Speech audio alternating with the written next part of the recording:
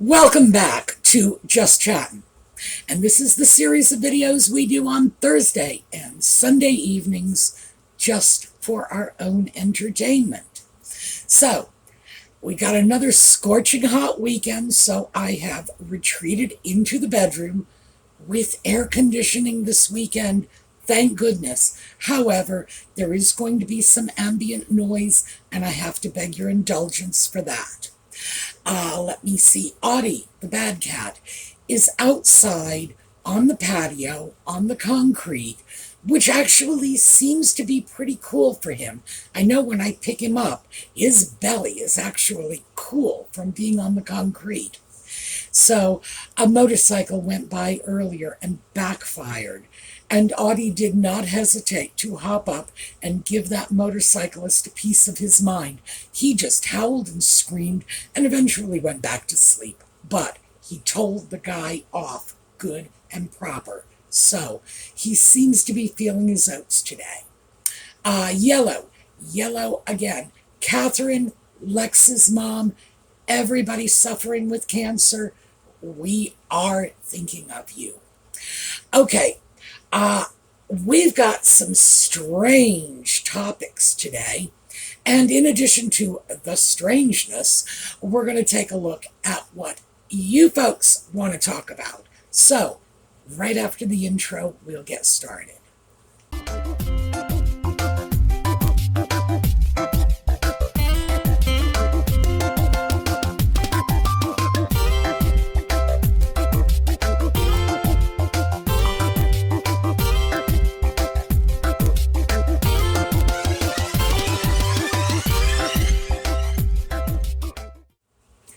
Okay, let's start off with some very peculiar portraits emerged of Nutmeg and the sock puppet. The sock puppet was painted as Bunny Prince Charlie, Lord only knows why, but if that isn't bizarre enough, Nutmeg was painted allegedly as Elizabeth Woodville. So we're going to come back to that in a moment. I don't know anything about the artist. I actually had to look him up. And when I got to his Wikipedia page, it is apparently a bit contentious because the information supplied to Wikipedia was supplied by someone closely connected to the subject, which is usually shorthand for he wrote the information himself. Whatever.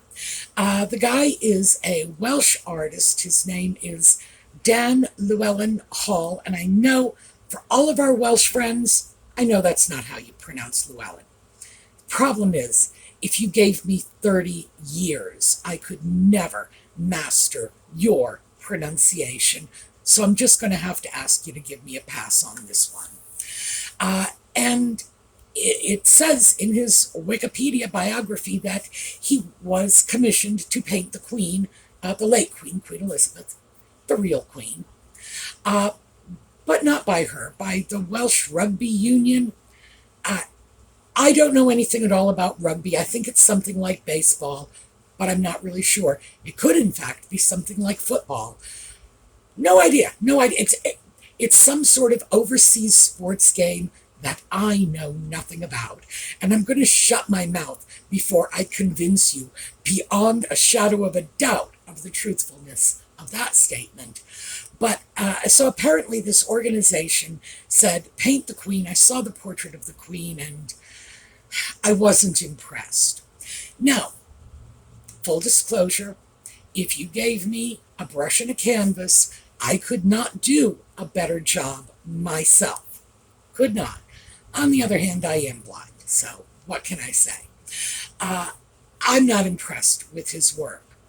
What I do find bizarre is he's apparently loading all manner of symbolism into this work, which, I don't know, I guess that's the new thing for artists. It doesn't matter if it doesn't look like the subject, as long as there's enough bizarre symbolism associated.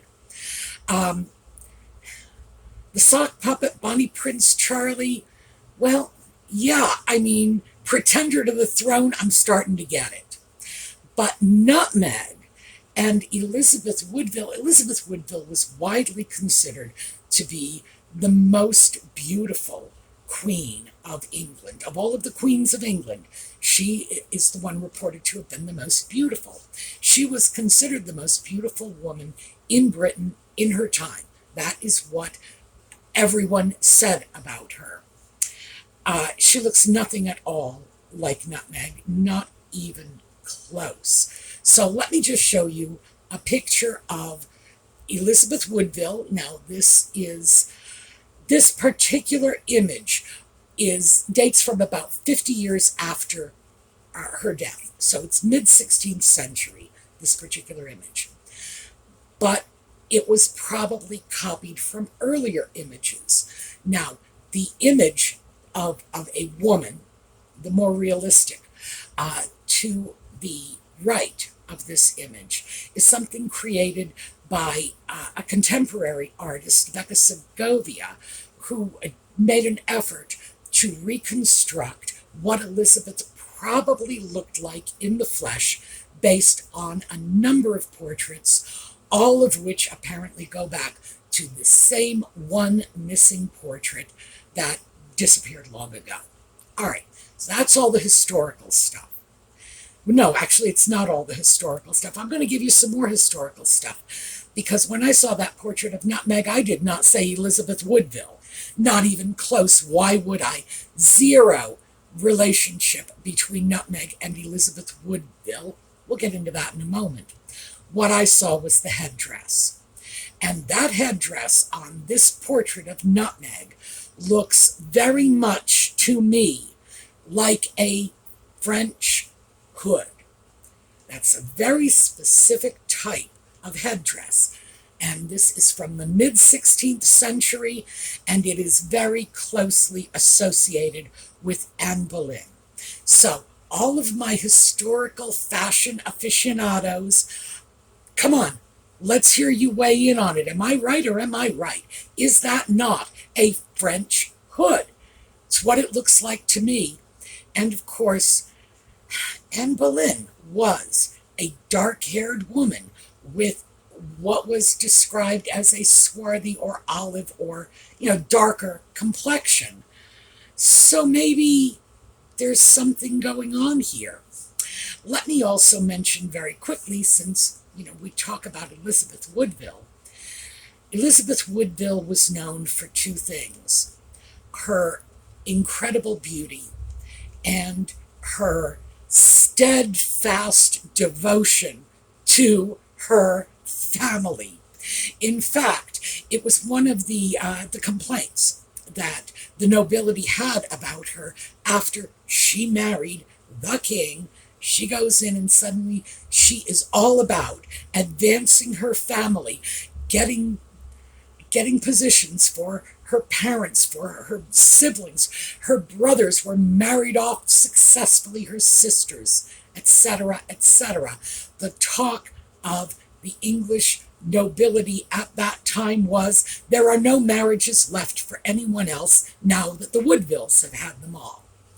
So yeah, I would think if anyone was sort of the anti-Nutmeg in British history, it would have been Elizabeth Woodville, who was, as I say, devoted to her family.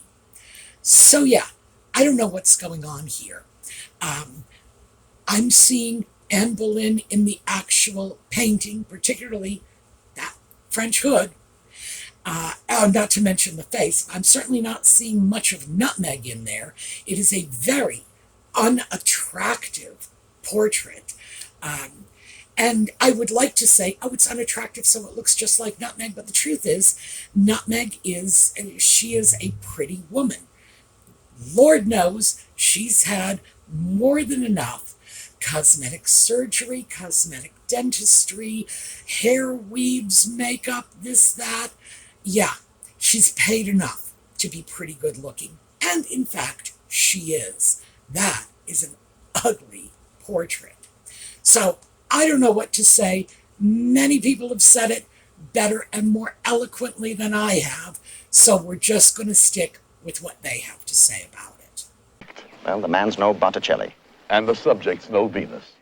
Next up on our list, and this is not bizarre, it's good news. Anne was released from the hospital. She is allegedly doing well. We have had comments in last week's video, Thursday's video, from people, and many of them said, yes, I had trauma and I wasn't okay for a while and may have a bit of recovery.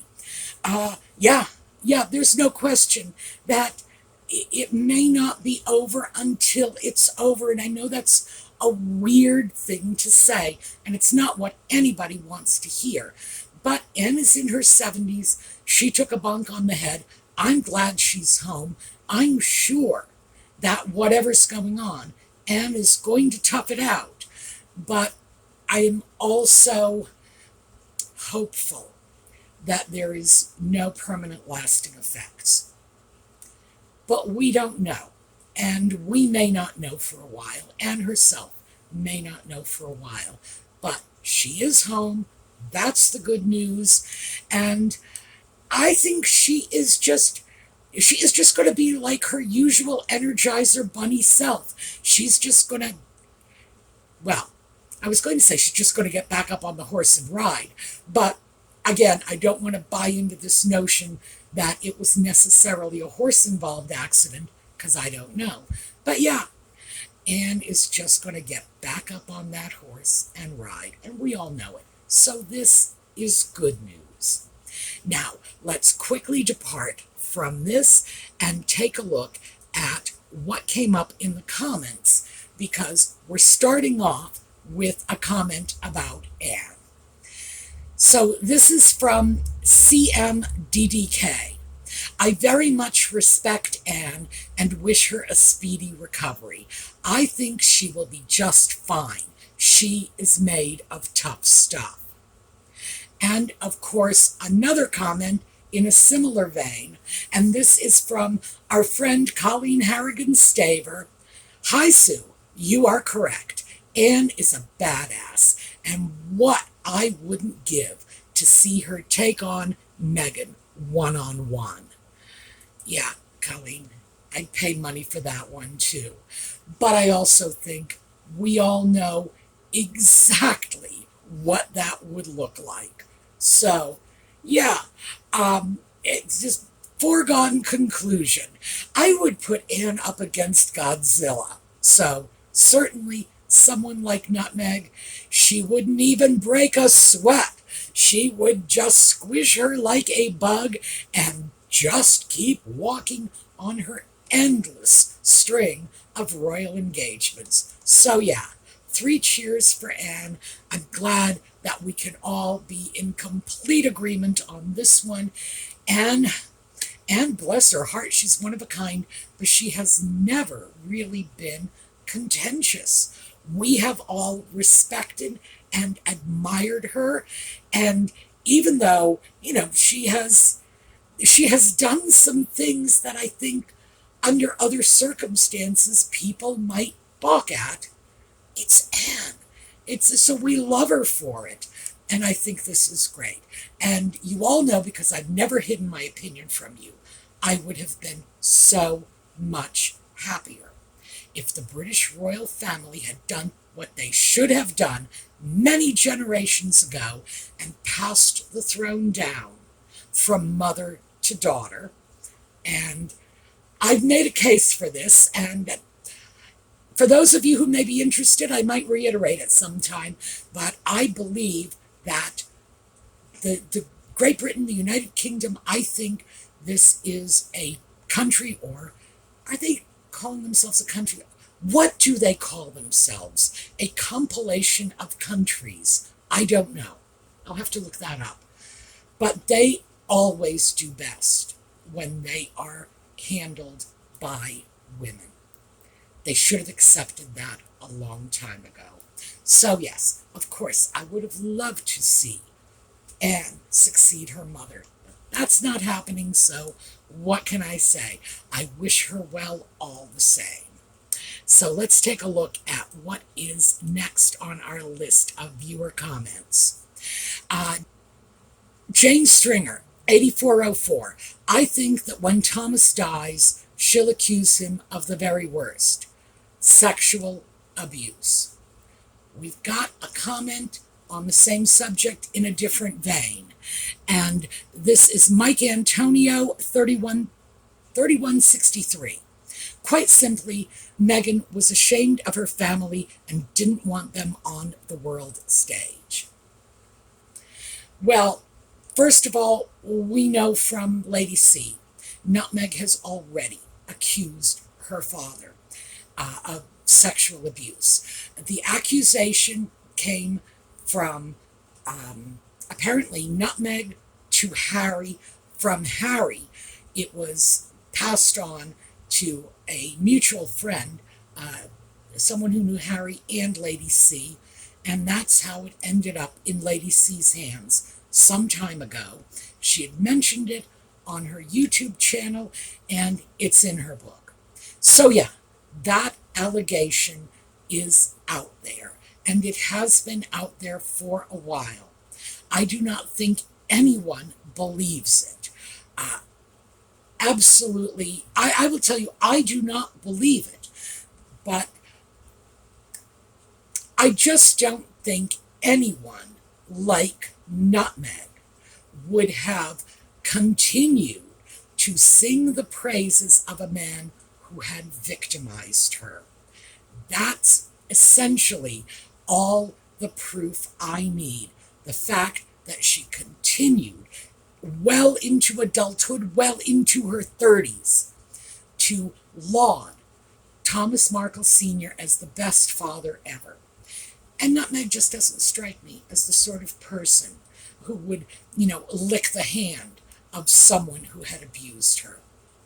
My opinion, that's all. So I don't believe it.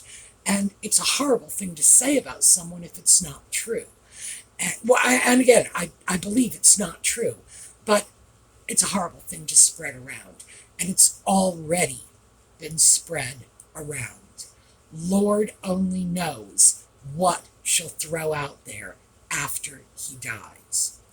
The follow-up comment was she had to get rid of her family, and not just her father, but all of her family, because she didn't want them on the world stage. Yeah, I think that too is very, very accurate.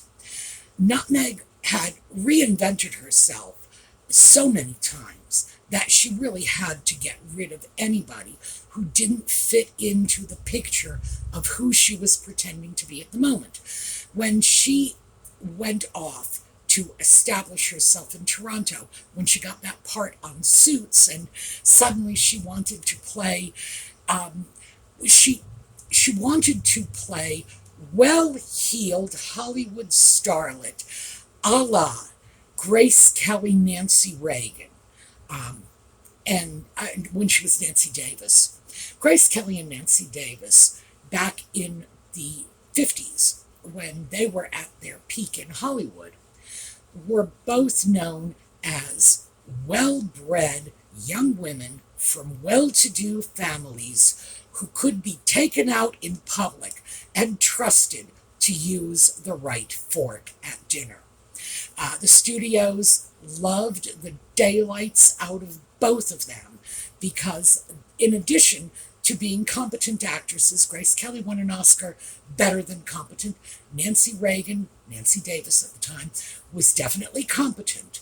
In addition to being talented actresses, they showed well. The Hollywood moguls could take these women out and hobnob with movers and shakers, bringing the gals along. They did not embarrass anyone. They knew how to behave. And that was very useful for both of them in their careers, because having the social opportunities in Hollywood that fell your way when you were known as a young aspiring actress with good manners, well, it can't be underestimated. And Nutmeg was attempting to establish herself very much in the same light.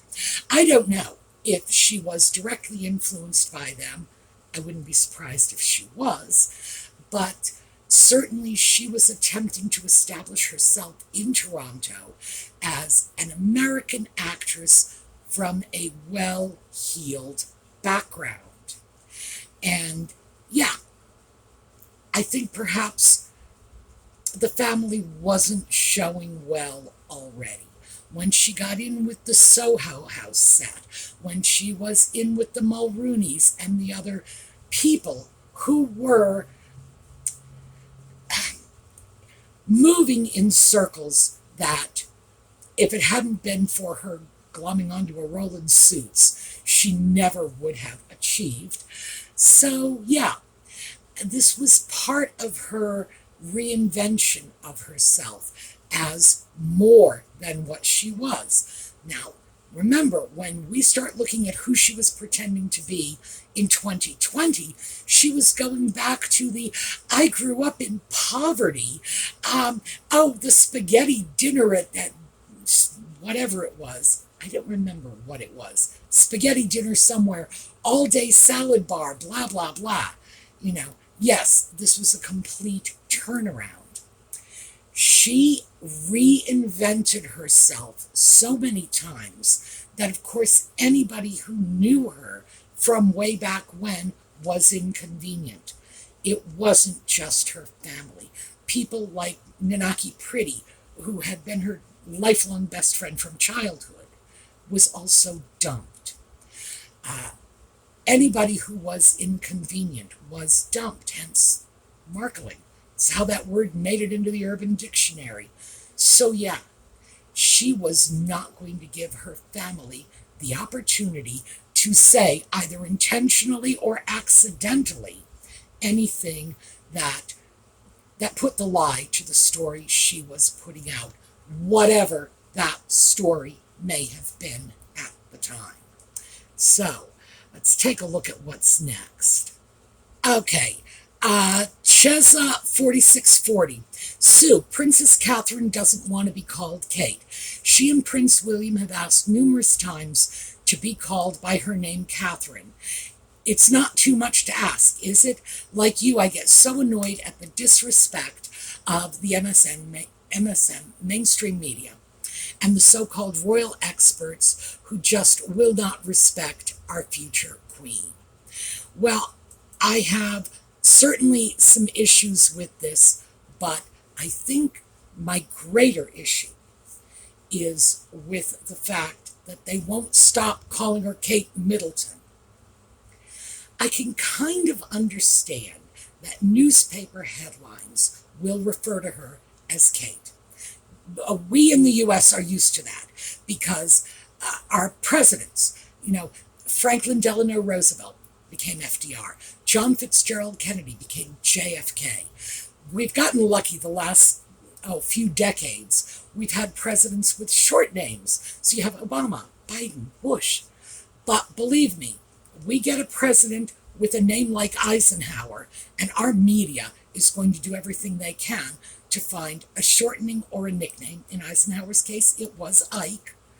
And it was not intended as disrespect as much as it was intended to conserve headline inches. You throw 3 letters out there and you can fill the rest of the headline with what you're actually attempting to report. I get that. And Kate is shorter than Catherine. So I could understand if that's what they were doing, but it's not what they're doing. They're referring to her constantly as Kate Middleton. And I have no idea what Catherine is doing with regard to her birth name.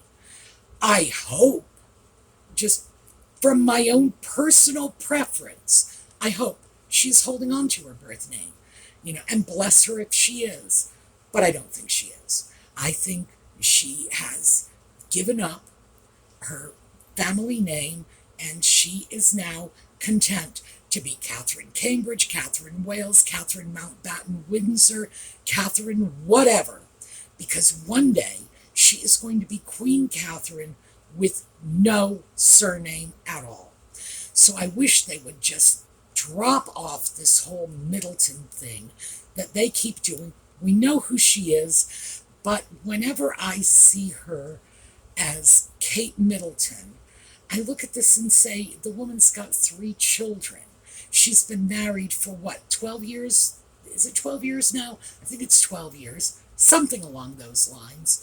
At what point are they going to go to her and say, excuse me, do you want to be called Kate Middleton, or would you prefer to be called Catherine Wales? Just tell us. Because the truth is, if she went with Catherine Wales, they wouldn't be saving any headline inches using Kate Middleton, now would they? So I'd like to see some consistency, and frankly, it's so clear to me that they're not doing it for the same reason that journalists traditionally abbreviated the names of movers and shakers. So, yeah, I got some issues with it. So, we'll have to see. I don't know, maybe I will write her a letter, just, Dear Catherine, what do you want to be called? Please let me know, so that at least, if no one else is going to do it, at least I'll be giving you what you want. We'll see about that. All right, let's take a look at the rest of these. MNTH1GZ. Is anyone surprised Harry is getting an award from the same company that interviewed him about his meeting with King Charles a few months ago? Harry didn't buy the award. In my opinion, the award is a small payment for the interview. Well spotted.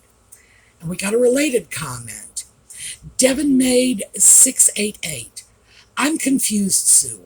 Why is a British prince being given an award for his work on a British Armed Forces charity, which, incidentally, was initially formed by King Charles, William, and not just Harry, by an American TV show?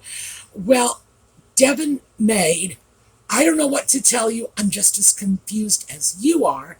And then we come to Karen Lamb, 2434. I've never heard or seen a couple get so many awards or wear so many medals honoring themselves. So bizarre. Yeah, so as you can see, we've got this whole batch of comments around the same thing. I did not put it together that the Good Morning America, the people giving him the award, were the same people who gave him airtime, or perhaps he gave them a scoop when he came back from the UK after seeing his father and the cancer diagnosis thing. Remember that whole mess? Yeah. So this probably is a payoff. So somebody's being paid one way or another. It's the whole you wash my hands, I'll wash yours. So, yes, it should not be surprising to anyone.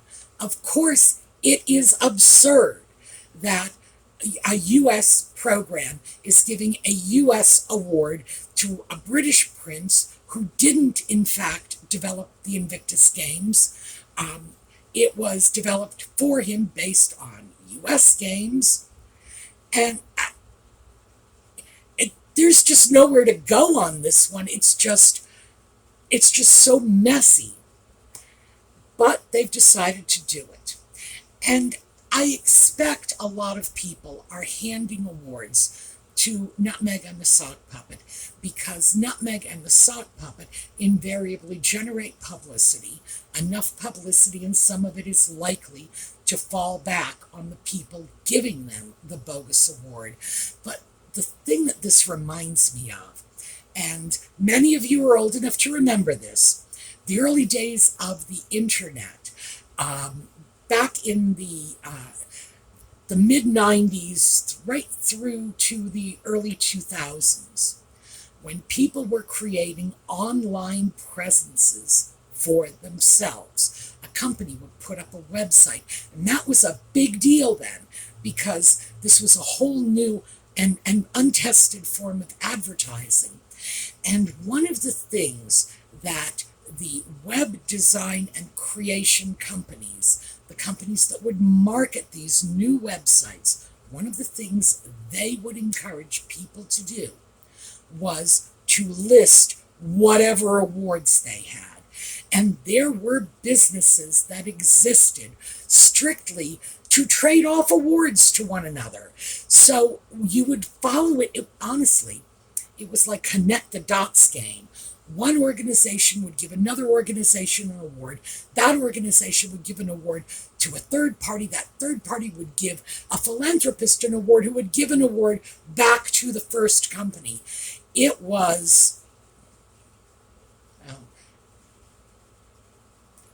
all right, there was something that comes to mind. I'm not going to say it, so let's just bleep that out and pretend my mind never went there in the first place. But it was just such an incestuous mess of everybody giving awards to all of their friends and all of their colleagues. And in the end, if you tracked it all down, it was just one big happy family handing off awards. Now, it worked in the early days of the internet. It did generate credibility for people who were seeking to put their brand out in an environment that was very new to them, where they felt they might need a little extra credibility because internet, what did it mean?